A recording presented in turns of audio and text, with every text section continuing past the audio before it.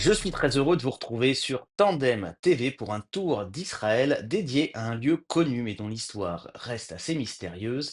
Il s'agit du marché de Sarona. Le marché de Sarona a été créé en 2015 et c'est devenu le plus grand marché couvert d'Israël. Il se situe dans le parc de Sarona, au sud du complexe de la Kiria à Tel Aviv. Il couvre une superficie de 8700 mètres carrés, mais avant d'être le marché que nous connaissons aujourd'hui, ce lieu a été une colonie allemande pendant plus de 70 ans.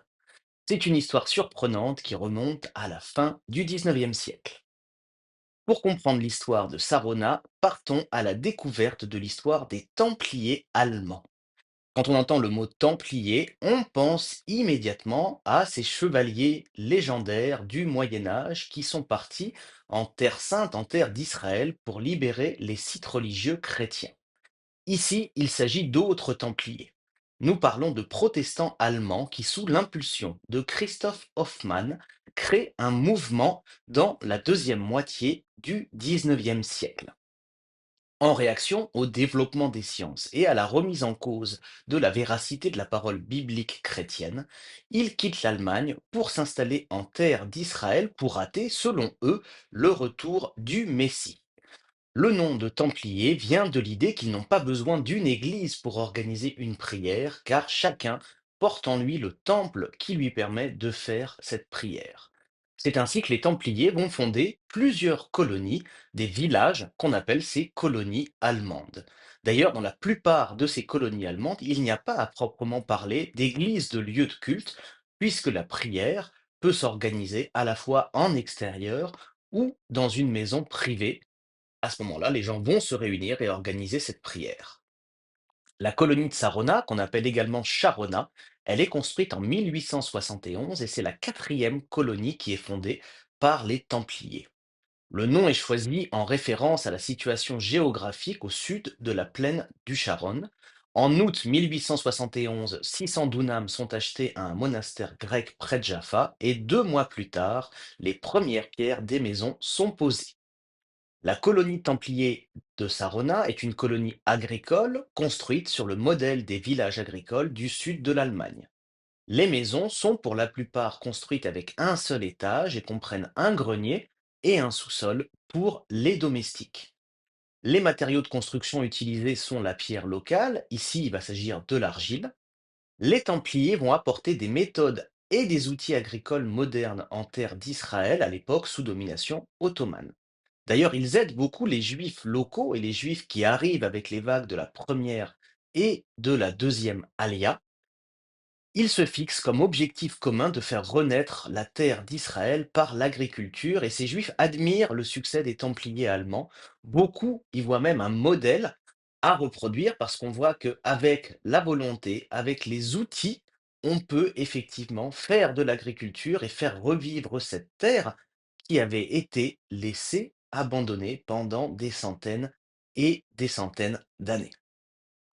La colonie de Sarona va cultiver des vignes, des oliviers, du blé, elle produit du vin et même du fromage. D'ailleurs, les colons allemands emploient des juifs dans les exploitations pour la traite des vaches, de manière à ce que le lait, les produits laitiers soient cachers et puissent être vendus sur le marché de Jaffa. Le produit qui rencontre le plus de succès, c'est bien sûr l'orange qui est commercialisé sous le nom d'orange de Jaffa. À la veille de la Première Guerre mondiale, on compte entre 300 et 400 habitants à Sarona. Avec la Première Guerre mondiale, les relations vont se compliquer entre les Templiers allemands et les Juifs de la région. De plus, l'Allemagne, à l'époque, est alliée à l'Empire ottoman et de nombreux habitants de Sarona vont s'enrôler dans l'armée impériale. Ils servent pour des opérations d'espionnage, pour des opérations de propagande ainsi que pour des opérations de sabotage. Le 16 novembre 1917, les Britanniques achèvent la conquête de Tel Aviv et sa région, et les hommes allemands, les Templiers de la colonie de Sarona, sont envoyés en tant que prisonniers de guerre allemands dans des camps de détention en Égypte. À partir de 1918, Sarona va servir de base militaire pour les Britanniques. Ce n'est qu'en 1920 que les Templiers seront autorisés à revenir en terre d'Israël dans leurs différentes colonies. Après la Première Guerre mondiale, pendant la période du mandat britannique, la colonie de Sarona se développe, son économie s'enrichit avec la transformation. de produits agricoles ainsi qu'avec de la petite industrie. L'augmentation de la population conduit à une multiplication des habitations, mais dans un style plus moderne, plus fonctionnel que les premières maisons de la fin du 19e siècle. Saronat, c'est la plus avancée des colonies allemandes. Les choses vont changer profondément avec la Deuxième Guerre mondiale. Les résidents de la colonie reçoivent une interdiction de circulation. En clair, ils doivent rester dans la colonie qui est transformée alors en camp de détention. Plus tard, certains Allemands seront même exilés en Australie, voire échangés dans le cadre d'échanges de citoyens avec l'Allemagne nazie. À la fin de la guerre, il ne reste qu'environ 50 habitants dans la colonie. La Deuxième Guerre mondiale terminée, Sarona devient un camp militaire, d'abord occupé par les Britanniques. Plusieurs fois, ce camp va être attaqué, d'abord par le Palmar en 1945, puis par le Lehi en 1946. Le 16 décembre 1947, les Britanniques abandonnent le camp militaire de Sarona et dès le lendemain, celui-ci est occupé par les combattants de la Haganah. Pendant la guerre d'indépendance, à partir de janvier 1948, l'agence juive va acheter 21 avions déclarés non utilisables et va les transférer clandestinement dans les caves de Sarona. Ceux-ci vont être réparés et utilisés par Tsahal pendant la guerre d'indépendance. À la toute fin des années 1940, la municipalité de Tel Aviv peut officiellement racheter les terrains et les maisons, à la fois aux Britanniques et aux Allemands. Le site devient la Kiria, l'état-major du gouvernement, où on y crée une maternité qui va fonctionner pendant des décennies, et on va utiliser les maisons de l'ancienne colonie pour des bureaux gouvernementaux. C'est ainsi que, dans les années 50 jusqu'au début des années 2000, la colonie allemande de Sarona va être utilisée par le gouvernement israélien avec les maisons telles qu'elles étaient. Projet dans les années 2000 de restaurer 36 maisons à Sarona, même 5 d'entre elles vont être légèrement déplacées pour faire un complexe très particulier, agrandir un axe routier et créer le marché de Sarona tel qu'on le connaît aujourd'hui. Le renouveau de Sarona avec son marché va être quelque chose d'extraordinaire. Il intervient avec le projet d'un gigantesque marché conçu par différents architectes. On peut citer notamment Kika Braz, Uri Brendor et Michael Ankawa du studio Mo. Le complexe du marché il est établi avec un budget de plus de 530 millions de shekels.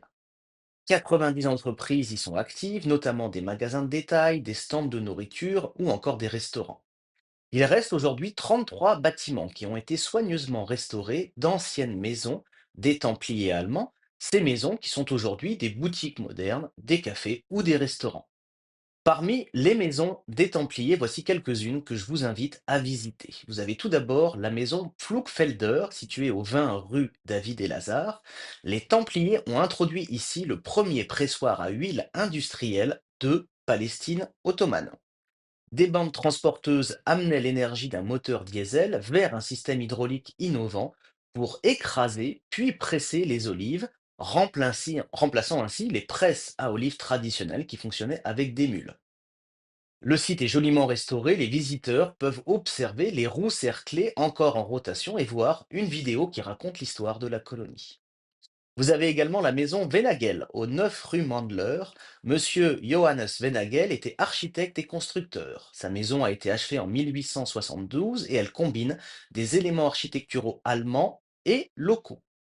Après 1948, le bâtiment a été utilisé par le porte-parole de Tsahal. C'est aujourd'hui un bar à chocolat et un magasin de produits de beauté naturelle. Il y a une histoire incroyable avec cette maison. Avant que les Britanniques décident de déporter la famille Venagel, Hugo Venagel, le petit-fils de Johannes, avait caché 23 pièces d'or dans la maison. En 2003, lors des travaux, l'architecte Danny Goldman a réussi à localiser Hugo alors qu'il effectuait des recherches sur l'histoire de la colonie. Hugo, alors âgé de 102 ans au moment de cette interview, se souvenait non seulement de la maison, mais également d'un trésor, de ce trésor de ces pièces qu'il avait caché. Il a pu diriger l'équipe de Goldman vers cet endroit via Skype. Les pièces ont été retrouvées et rendues aux enfants de la famille lors d'une cérémonie. Enfin, vous avez la maison Baldenhofer au 14 rue Mandler, qui est devenue le centre d'accueil des visiteurs de Sarona. L'ancienne maison des Baldenhofer fut plus tard la bibliothèque du Premier ministre israélien. Aujourd'hui, c'est un musée qui présente l'histoire unique de Sarona depuis sa création il y a plus de 150 ans. En 2018, le marché de Sarona a été visité par environ 16 millions de visiteurs israéliens et 4 millions de touristes. C'est un site exceptionnel, un lieu magnifique chargé d'une histoire fascinante qui séduira petits et grands. À très bientôt pour un nouveau tour d'Israël sur Tandem TV.